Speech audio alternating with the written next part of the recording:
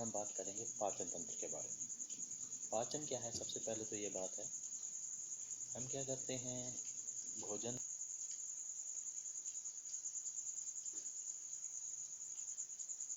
से हमें ऊर्जा मिलती है और भोजन के अंदर हम जो भी चीज़ें खाते हैं वो जटिल रूप में होता है। जटिल चीज़ों को सरल चीज़ों में तोड़ना ही पाचन कहलाता है। जैसे आपको एग्जांपल बताऊं, हम भोजन में कार्बोहाइड्रेट, वसा और प्रोटीन लेते हैं मुख्य रूप से। तो कार्बोहाइड्रेट पहले ग्लूकोज में टूटता है, फिर आपको ऊर्जा देता है। इसी प्रकार वसा वसीय अम्ल में टूटती है और प्रोटीन आपका एमिनो एसिड में टूटता है। इस क्रिया को ही हम पाचन कहते हैं। पाचन क्रिया में जितने भी अंग भाग लेते हैं उन सबको मिलाकर हम पाचन तंत्र कहते हैं। तो जानते हैं हम पाचन तंत्र के बारे में। पाचन तंत्र को दो भागों में डिवाइड किया गया है। एक हिस्सा कहलाता है आपका आहार नाल। आहार नाल के अंदर मुख गुहा, अमाशय, छोटी आंत और बड़ी आंत आते हैं। आहार नाल वो हिस्सा है पाचन तंत्र का जहाँ से भोजन एक्चुअल में ट्रेवल करता है। उसके बाद पाचन तंत्र का दूसरा हिस्सा है पाचन संबंधित। आहार नाल वो हिस्सा है पाचन तंत्र का जहाँ से भोजन एक्चुअल में ट्रेवल करता है। उसके बाद पाचन तंत्र का दूसरा हिस्सा है पाचन संबंधित ग्रंथियाँ। ये ग्रंथियाँ पाचन क्रिया में हेल्प करती हैं और पाचन के अंदर या तो हार्मोन या एंजाइम ये ऐड करती हैं, जिससे पाचन क्रिया स्पीड अप होती है।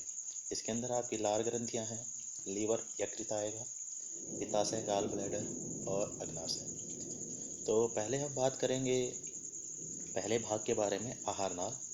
आहार नाल के अंदर सबसे पहले आती है मुख गुहा, हमारा मुंह वाला हिस्सा जिसके अंदर दांत और जीभ है, इसे मुख गुहा कहते हैं, जैसा कि यहाँ दिखाई दे रहा है। पाचन क्रिया मुख गुहा से शुरू होती है और मुख गुहा के अंदर मुख्य रूप से आते हैं दांत और जीभ। दांत और जीभ आते हैं मुख गुहा के अंदर। पहले हम बात करेंगे दांतों के बारे में। दांत अगर मैं बताऊं, संरचना के आधार पर दांत 4 प्रकार के होते हैं। इनका नाम है इंसीजर, जिन्हें हम कृंतक कहते हैं।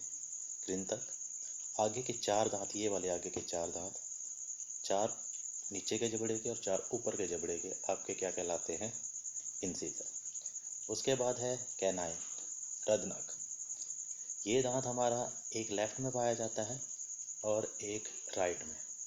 कैनाइन का मतलब होता है कुत्ते जैसा, तो ये थोड़ा कुत्ते जैसा शार्प दांत है हमारा।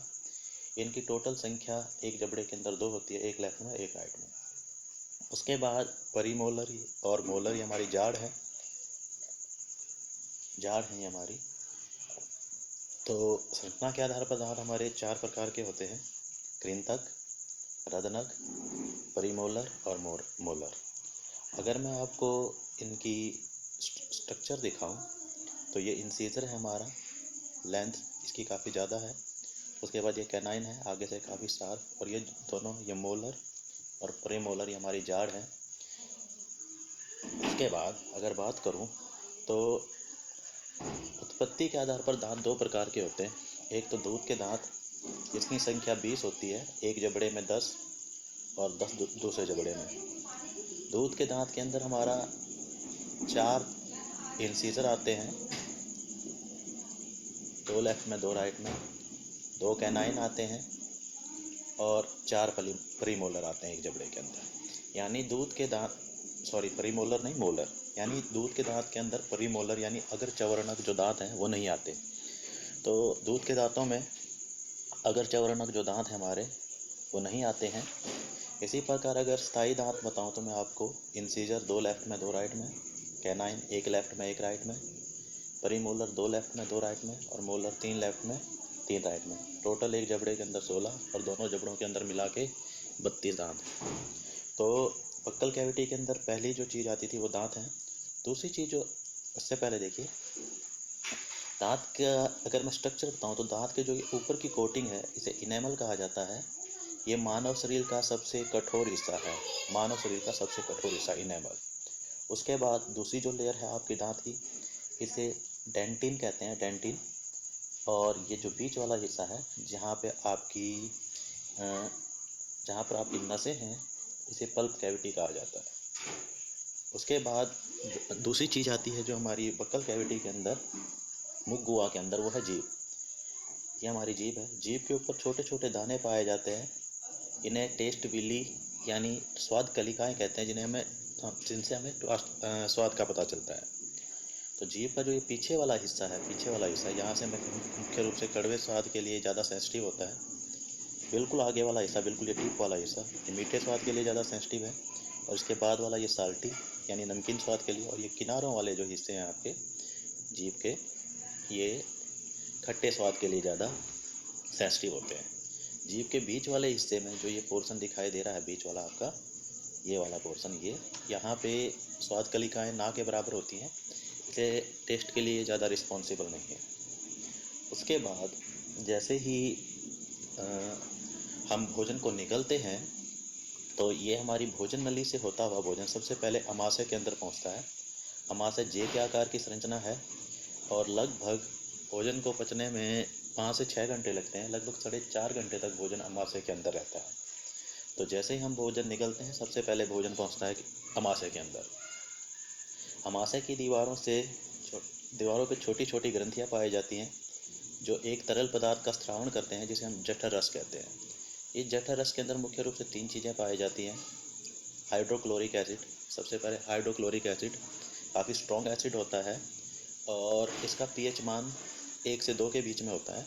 इसका काम क्या होता है, भोजन के साथ जो कीटाणु अंदर आ जाते हैं उन्हें ये नष्ट कर देता है। हाइड्रोक्लोरिक एसिड काम है भोजन के साथ जो कीटाणु अंदर आते हैं तो उन्हें नष्ट कर देना। 2 एंजाइम पाए जाते हैं आपके जठर रस के अंदर, एक का नाम है पेप्सिन और एक का नाम है रेनिन। पेप्सिन क्या करता है, भोजन की प्रोटीन को पेप्टाइड में बदल देता है, यानी प्रोटीन को डाइजेस्ट करने में हेल्प करता है। आपका जो एंजाइम है इसका नाम है पेप्सिन। दूसरा एंजाइम है रेनिन।